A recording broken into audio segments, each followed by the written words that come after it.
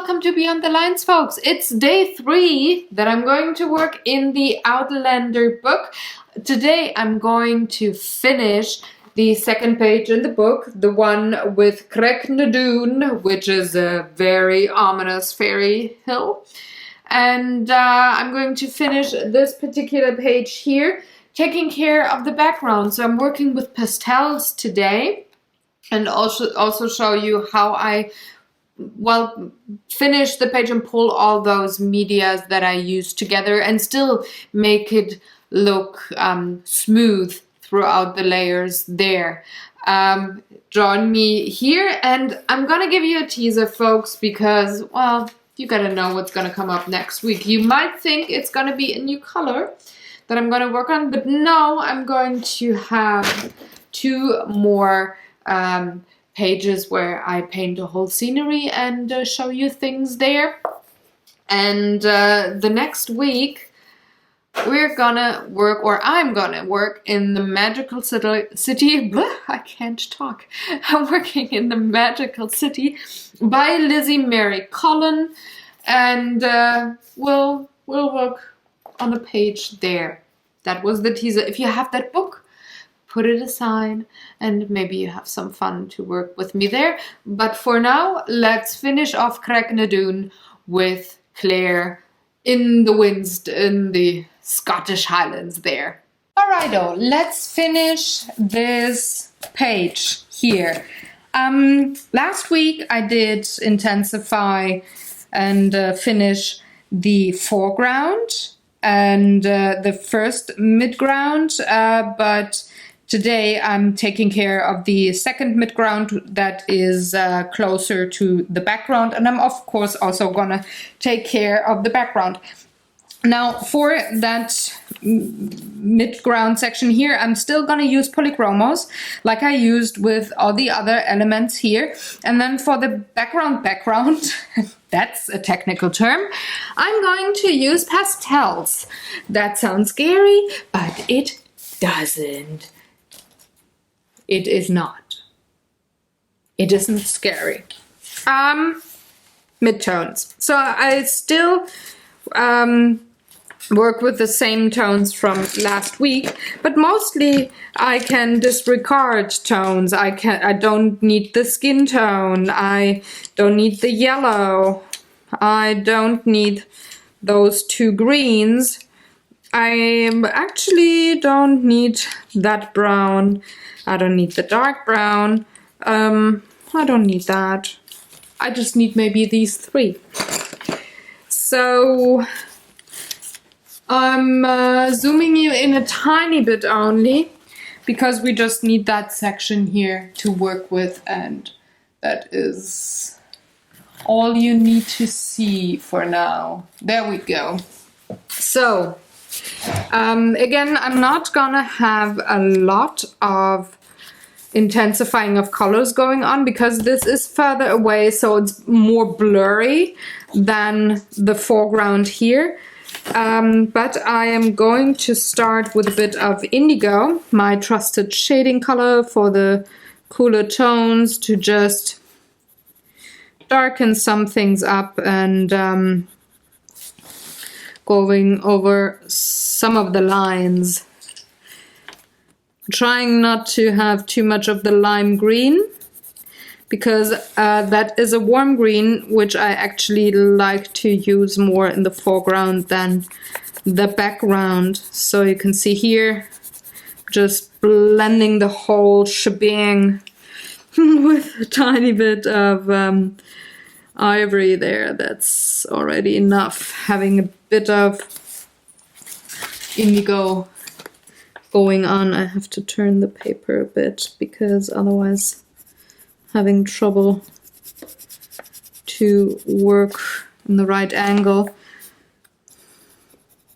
That's one thing that I always encourage you to do, is turn your paper or your pages, your books, when you work.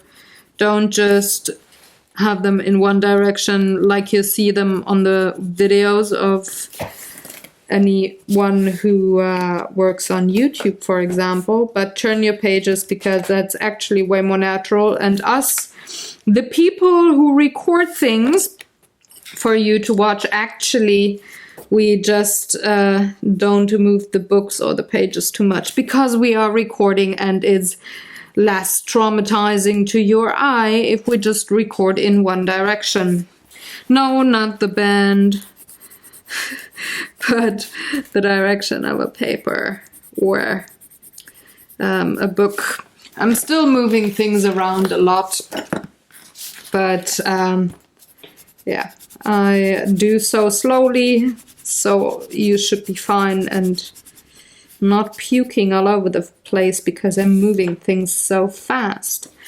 Alrighto, need a bit darker things going on. I might introduce black to the paper now or the page now, but I'm actually not too fond of the idea of introducing another color or a non-color actually.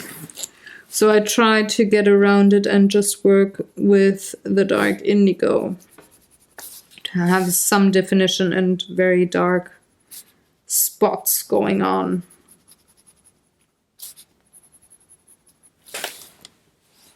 I think I can get away with just using indigo. Don't need much more. Oh. All right. The other side of the river is pretty much done. That's enough already. I might, well, maybe a tiny bit of indigo on this part of the mountain. Yep, that's better. But everything across the river is done. I said it earlier, and I said it in the last video as well. For the midground that is further to the background, I'm really trying not to have too much going on, just to, well, make it look further away.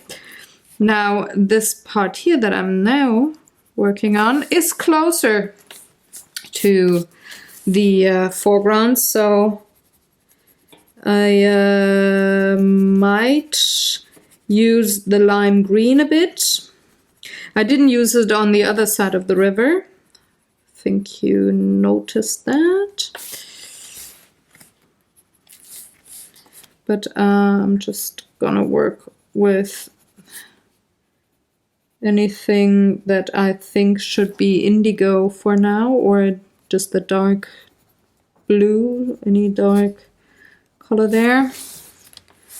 Now I'm going to see what I can do with ivory in the background, the parts that are again further away. I'm not gonna talk about that section here for now, just the rest that is further away behind Claire. Not introducing the lime green or the earth green yellow, whatever you call it. For me, it's more of a lime green.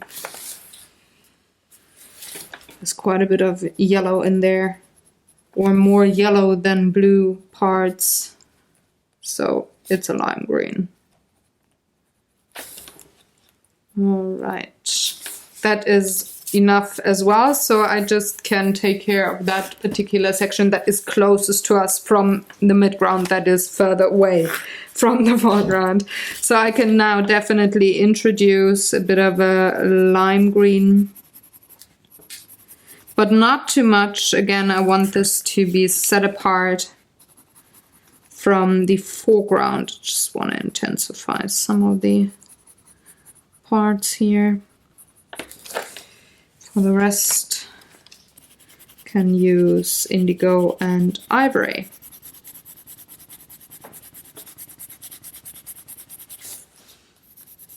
And I'm working here with medium pressure to blend the indigo and the lime green with the ivory and have it look smooth, because again, this is not the foreground. I don't need too much texture.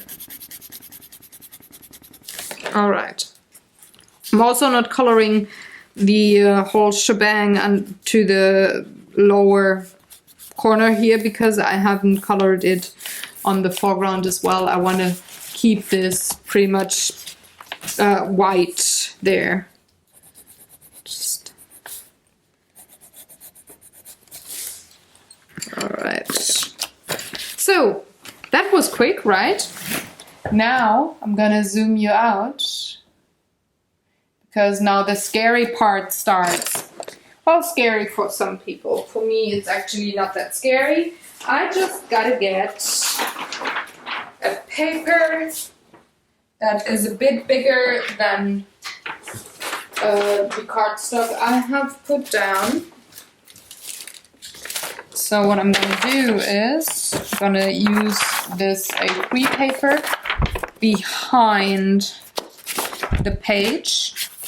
It's still a bit curly, but that will change in a minute here as well. So then I got these, what are they called? The makeup remover pads. Got one of them. That's enough. And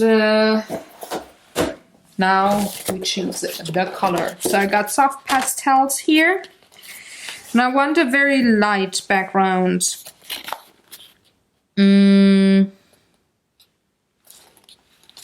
So let me see. Do I have another tone that would work with the pencils, with the pastel pencils? Yeah, I got one. Do I have something similar? No, not really.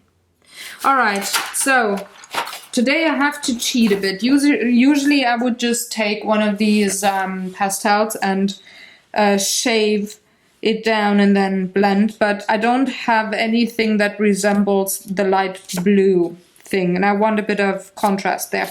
I'm definitely gonna use one of the ice white soft pastels, but I also want to have around the clouds, I want to have a bit of contrast.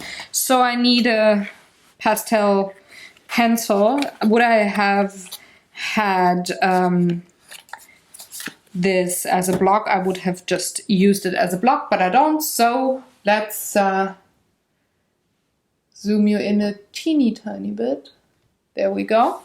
What I'm going to do now is I'm taking an X-Acto knife, and around the clouds I'm placing my pencil where it has to go. I'm just shaving very, very softly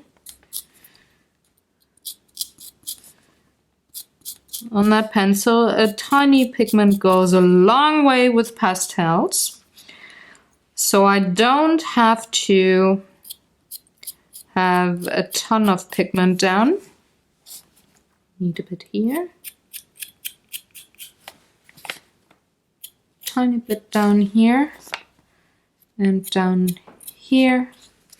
Ooh, that got to what's her dress. And I try to not have the shavings where I don't need them. So now I'm going to put some shavings onto my makeup pad, just a tiny bit, to introduce that pigment to the cotton already. And I'm gonna take that particular part that I introduced that pigment to, and I'm just gonna blend. And it's a tiny bit, it's not enough. It's a very light blue.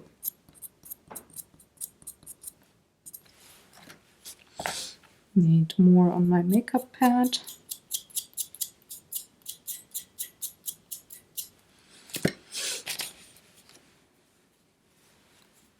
And there we go again. Want this part to touch the paper. Yep, there we go. Very light blue background. Can almost not see it. It's almost to the gray. Maybe I need a bit darker. Yeah, I need a tone darker. So then I could actually go with the ones that I do have here. Gonna go with a very intense blue. The sky blue definitely was too light for that, unfortunately. I thought it would work better, but no problem. We can work always darker. Ah, yeah, there we go. This is more like it. Just pretty much smearing in that pigment very, very lightly where I want it to go. And then just smoothing it out towards the top where I don't need that contrast so much. Same goes for down here. So the clouds are going to stand out. I'm still gonna use the very bluish white that I had planned for the clouds. I'm not gonna have any more shavings down now. I'm just taking the rest from the cotton pad there. It's enough. Now for the lighter one.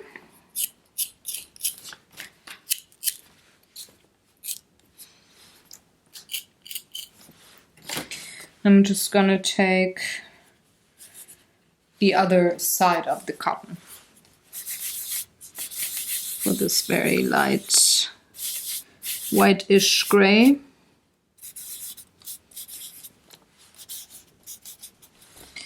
And then I'm going to introduce, you can always go darker, it's just more difficult to then go lighter again. I'm gonna take a light gray, very little shaving.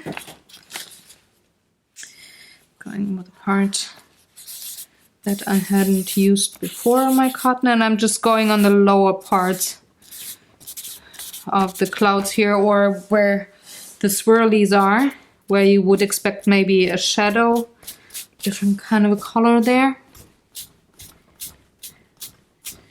Have it look super smooth. Squint. Yeah, the color setting is right for spring. This is supposed to be May, so we definitely go with the spring colors. Now I have to put that away. Can throw away my cotton ball. I quickly have to write down which colors I used for the pastels, so that you can see them on the blog before I put them away. So we had the pencil was koh-i-noor,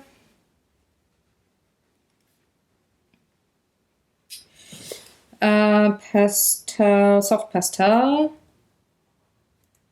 number, which number is it? 8820-27. I can put that away because I'm not having the biggest desk here to work with.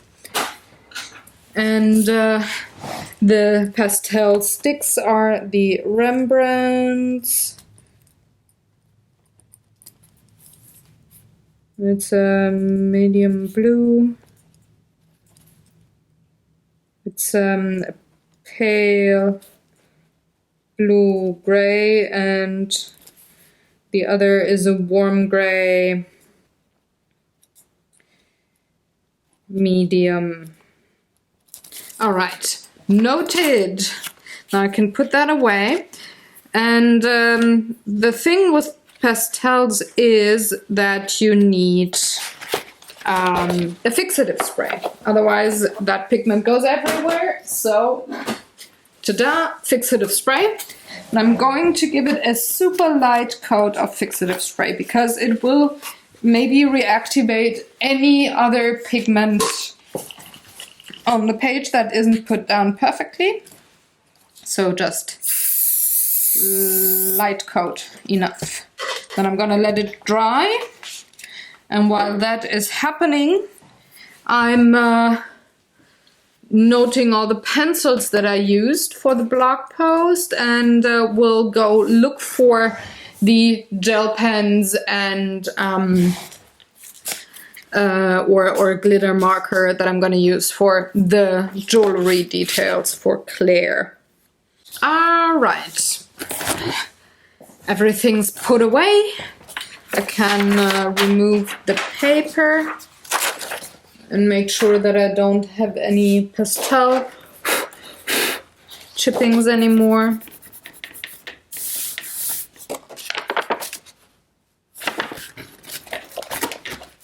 Put down the other protective paper. And now that this is finished, I'm losing the page here. I'm not sure if this is perforated and meant to go, because the same thing happened with the first page here. It's rather loose. We'll see.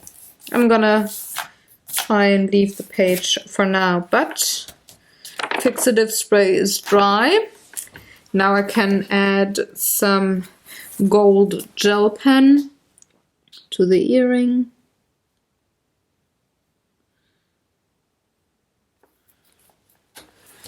And to the watch.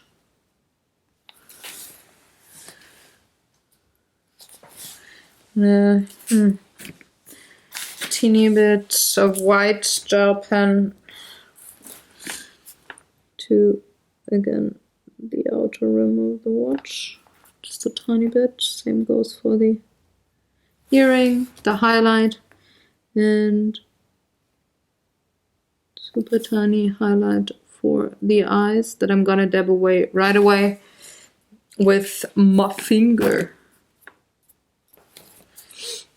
All right, let's see. Yep, that's that. This is how I color with mixed media and use mixed media to convey different layers. The sky and that part here really is pushed back, and the stone and Claire are in the center and the focal point here. So this is the page for today. I hope you enjoyed watching along. If you have any questions or comments, please leave them in the comment section below as usual. And I'm gonna be back next week with a new page. I'm going to work with more mixed media things for you. Let me quickly grab the book that I'm gonna work in next time. I'm already gonna show you the page that I'm gonna work at. We will come back to this book very soon. I'm just gonna color with you this page here. That is the Shard, which is in London, in the Magical City book. I'm gonna tackle that one with you. Maybe it's just gonna be a 1-episode video, maybe it's gonna be a 2-episode video, depending on how quickly I can paint. I'm gonna use more mixed media, and that might be a bit scary what I'm gonna do, even more scary than this one here. But don't worry, folks, it's gonna work. And then I'm gonna come back after I finish the Magical City painting. I'm gonna come back to this book here, and we're gonna go for the next page, which is the seal or logo or whatever of, I think it should be the Randalls. We're gonna see. I have to research a bit on what I want to do with this particular page. I do see thistles quite a bit, which is more Scottish than it is actually British. But I'm gonna research things for this particular page, but we're gonna come back to this one after the magical city. Before I go to the next chapter of teaching you things with one color only, I haven't decided yet. It might be green, it might be blue. That is the next color that I'm gonna tackle. I'm gonna let you know once I have decided, but for now I'm gonna sign off. Have fun, everybody. Thank you very much for watching. Do all the good YouTube stuff. Have a lovely day and go color something. All right, bye bye.